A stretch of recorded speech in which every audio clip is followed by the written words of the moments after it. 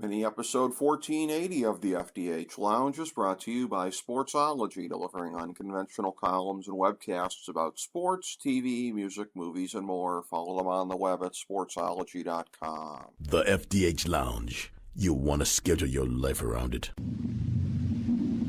A long time ago, on a gloomy, wet Cleveland spring night, two men stand alone amidst the late-night drizzle. Their voices echo across the vacant station parking lot as they debate the merits of the great American radio show that have been missing for far too long. On that night, an idea was born. That idea became the FDH Lounge.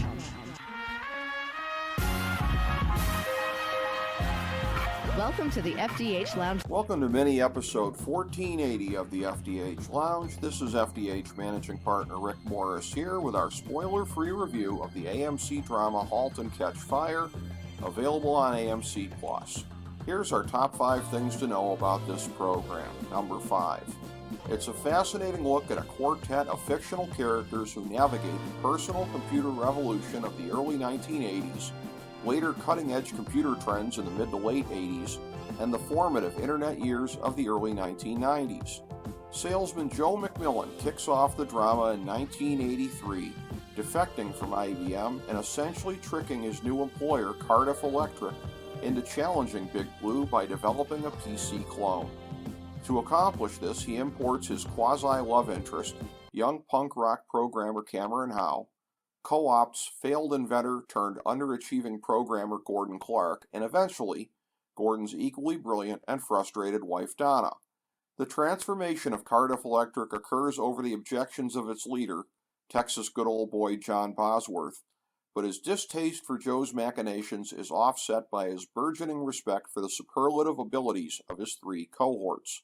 The journeys at and after Cardiff bind the characters, even as they often find themselves working for other ventures and sometimes even competitors. Number 4. The show became a critical darling by ditching its derivative roots after Season 1. Joe McMillan began as an anti-hero very much in the mold of other AMC dramas, such as Don Draper and Walter White. Joe's Season 1 journey was an interesting one, but fortunately, the writers used the events that occurred to make him a more fully realized character and less one that felt a bit generic. As his stories became fresher and more interesting, the unlikely friendship and professional partnership of Cameron and Donna edges closer to the heart of the show, presenting challenges to Gordon's ego and accordingly his marriage. Rejecting the concept of the anti-hero at the heart of everything freed up the show to go to some truly great and memorable places in the last 3 seasons. Number 3. The 4 main characters go through various love-hate cycles with each other throughout the series in ways that really drive the stories forward.